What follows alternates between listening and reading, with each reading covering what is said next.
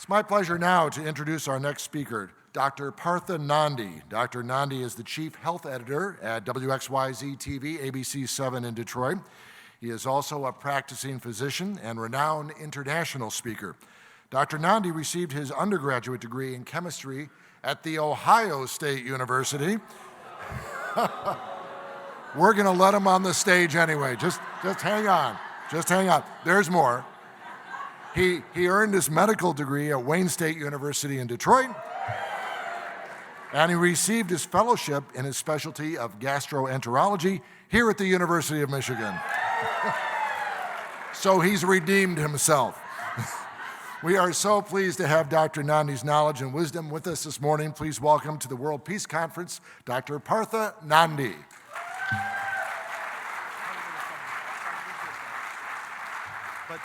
Today, I'll talk about a little bit of a different topic than what you've been hearing, and that is the role of health when there's no peace, the role of health when there's poverty, the role of health when there's hunger. And we talk about how do you make and stay a health hero in times like these, when many parts of the world, really are not where they need to be, in times of hunger, in times of poverty.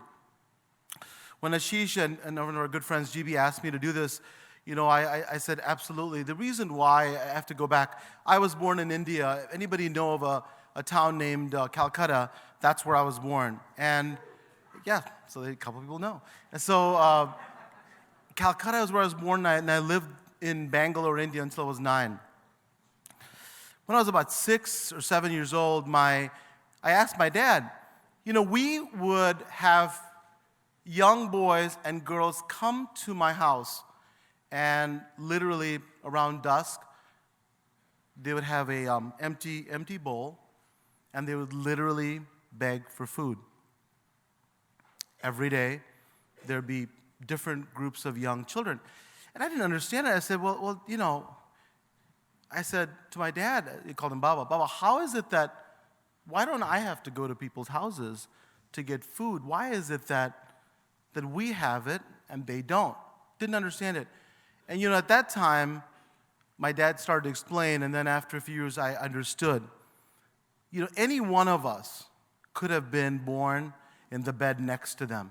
So what I mean is, when I was in Calcutta, India, when I was born, I was lucky because I was born in a bed with amazing parents, great economic stability. But if I had been born in the bed, 2 down from me, my life would have been very different. And my life may have been already taking a course that I had no control over. There are people today that with their bare hands are cleaning out feces, and that's their daily job. They don't have an opportunity to be a health hero. They don't have an opportunity to have purpose in their lives. So today I'd like to talk about, and I'm speaking to the choir, but hopefully all of you can spread the message. There are very, very direct correlations with peace and what it does for your life. But as a physician, as somebody who's really pledged his life to be able to help people live a better life, one of health, one of prosperity, one of wellness, I'd like to let you know what that offers, or what is offered when you don't have those opportunities. So to introduce myself, I am, as he said, I work on Channel 7 as a chief health editor. We have a television show, and I'm also a clinical assistant professor at Oakland University. I teach students about the things I'm talking about. About 8 years ago, my father had a stroke, a devastating stroke, that took a man that was basically completely independent to one that made him completely dependent on us, my sister and I. The last words that he said to me that were really, really meaningful in the sense that the dad I knew this was when Hillary Clinton and Barack Obama were in the primaries, and my sister and I were in a heated argument about who the right candidate was. And my dad said, listen, they're all the same. Get out of here. I'm going to bed. That's the last thing he said. And then about an hour later, we got a call that his speech was slurred. He couldn't tell us what's going on, and we took him to the hospital.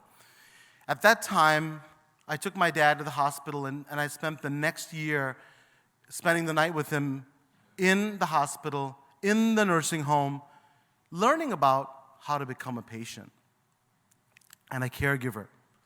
You know, I was a doc for many years by then, and I thought I really knew both sides. But did I know? I did not know what it was like to be the patient. And what that journey did for me was this. It made me understand that we in this country and the planet need help in understanding how to advocate for not only ourselves but our loved ones. There was a day, it was Sunday afternoon, and I was sitting there with my dad, and a nurse came in with an injection needle. And I said, so what are you giving my dad? She said, well, I'm giving him insulin. I said, well, how many units? She said, 22 units. I said, well, you do know he's not diabetic, right? And she said, oh, I'll be right back. Alternate scenario, I'm not sitting with my dad. Guess what happens? You have an elderly man with a stroke who passes away. It's just that simple example that we need advocates, we need health heroes in our lives. And that's when my mission of really advocating for people, advocating for ourselves as patients and as caregivers, that we really need to do something more than just go to our doctor, spend the 5 minutes before they run out of the room, and then, right, you've been there, but I've got one more question, but they're gone. It's just like that. So what can we do to advocate for ourselves? What can we do? And that's when we started our television show on our brand. And what we talked about was, how do you really advocate for people? How do you really advocate for your health?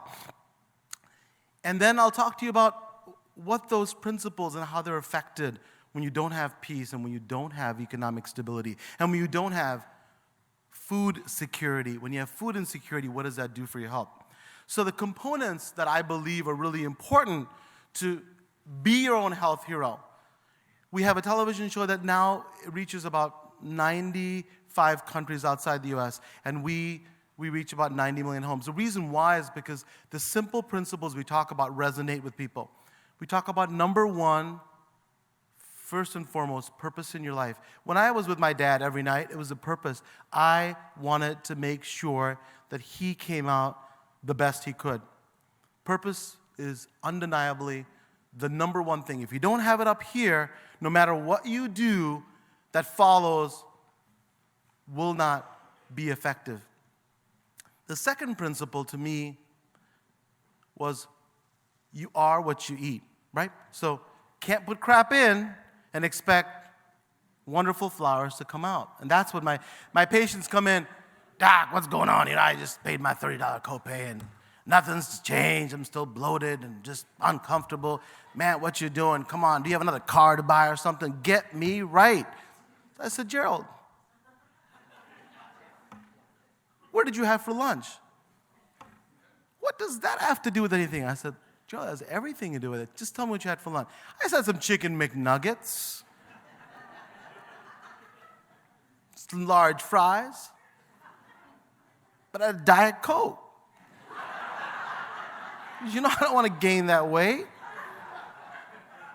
I said, Gerald, do you know what's in the McNugget? Does anybody know? Right? Nobody knows. But yet, Gerald wants to feel awesome. Crap in, crap out. Right? So that's what's happening to our nation. And it's just our nation. I was in Dubai speaking, same thing. You know, the westernization of the world is tragic. We've got great technology, great innovations, but we also bring all kinds of crappy habits. So number two was food and what you put in. And I don't believe in diets because I think diet should be a synonym for failure. The moment you say diet, that means you're just saying, I will fail. Right? Any of you been on a diet that works? I have never seen a diet that works, ever, because it means deprivation. So I say, you know what? You have to eat like a health hero, which means that you use nutrition as a basis and eat properly without following some formula or reading 12 books, 15 videos, 16 all this stuff, and it just doesn't work. The third thing is movement with purpose. I work in a building in Troy. Next to me is a Lifetime Fitness, giant building. And I do something called the Vulture Watch.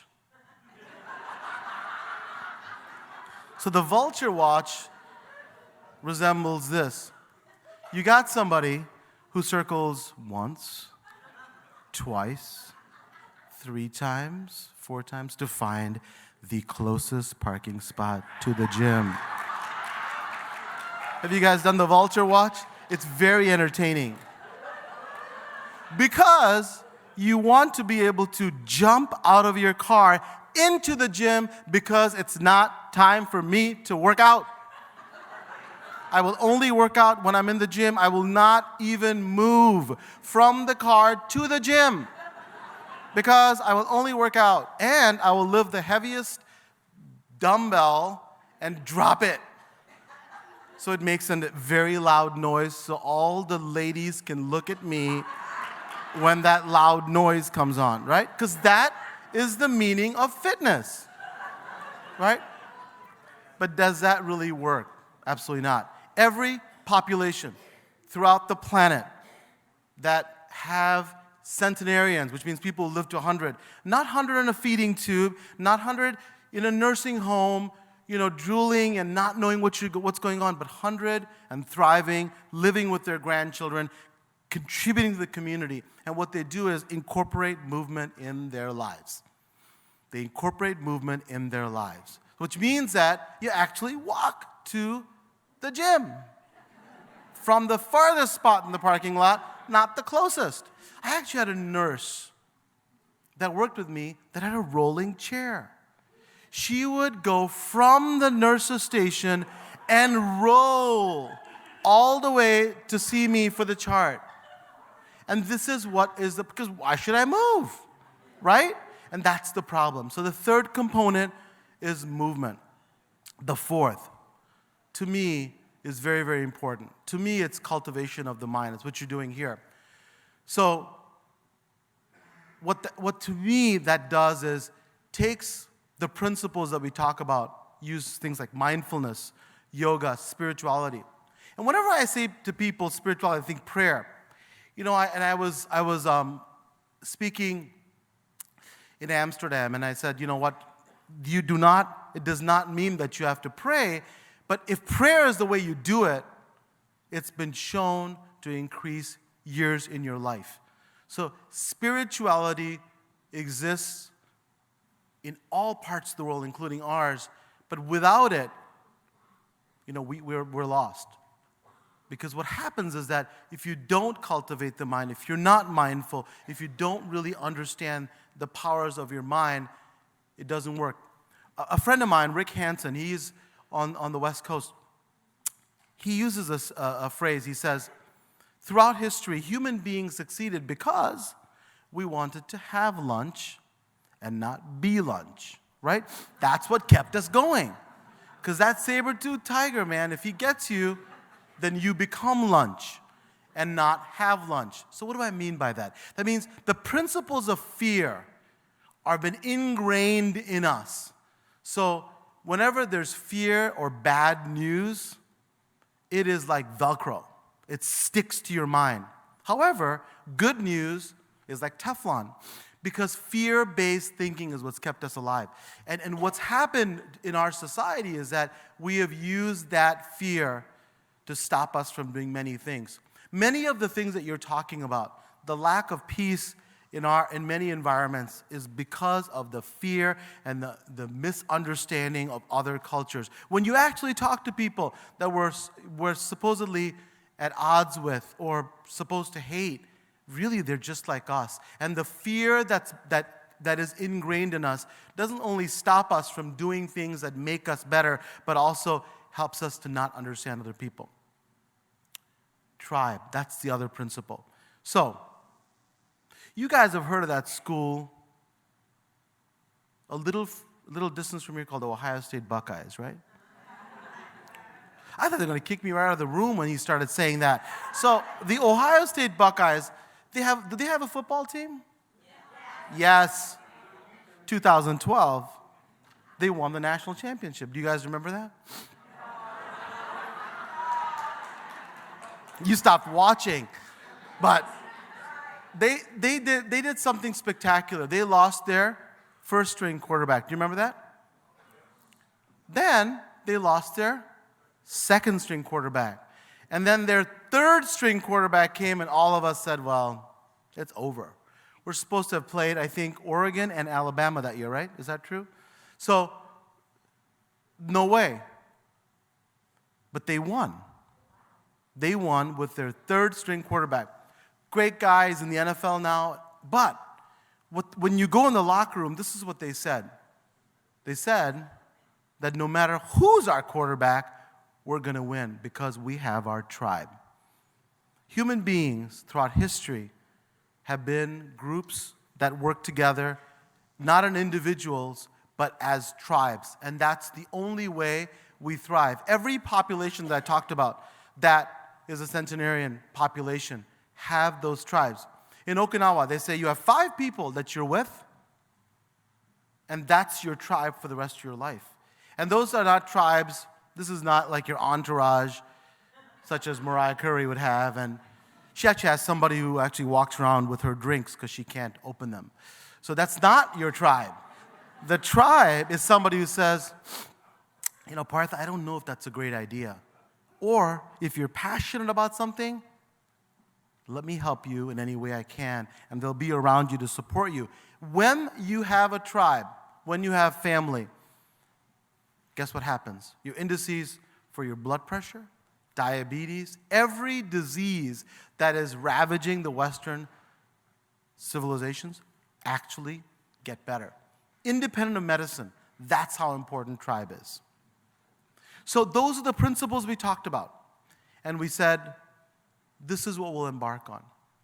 So how does having hunger, how does having poverty impact those populations? I had a friend, Robert, in middle school and high school, had to drop out. Brilliant student, but he had to drop out. His parents were divorced. Economically, they were troubled, and he had to drop out. And Robert would have probably been one of the most brilliant scholars that we ever had. And in this nation, what's happening is that we have so many students, so many folks who are disenfranchised because of the fact that they are not being supported. And the time has never been greater for that challenge than it is right now, where we are not believers all of a sudden that supporting your fellow man and fellow woman, fellow humankind is important. Robert was not supported, and now Robert works in a factory instead of, changing the paradigms of the world. Can your purpose be affected by poverty? Absolutely. Absolutely. Having purpose in your life is so important, having a tribe in your life. Have you guys heard of a player named LeBron James? Just popped out of nowhere, right? LeBron was in a home where his mom was his sole support. At age 15, he was taken away from his mother because of the fact that she could not maintain a stable environment. When he met the family that supported him, changed his entire life, changed the course of his life. His tribe, in times of need, changed him to be the person he is today. And that's what I'm applauding all of you to do. Is I know all of you believe in it, but in times like this, despite what the federal government, the state government, whatever government is there, we as individuals can take other individuals that are not as fortunate as we are, with food insecurity, with poverty, and really embrace them and make them into health heroes. All the components I talked about really cannot thrive unless you have your needs met. We get so many questions on our social media from many parts of the world where people just don't have the basic needs to be able to even think about mindfulness and spirituality. So on this day of peace, I ask you, think about some of the components I talked about and reach out to those who really don't have what we do and embrace them so they also can be health heroes. They also can understand all the principles we talk about and embrace them. Thank you so much for your kind attention and your invitation today. Have a wonderful, wonderful conference. Thank you.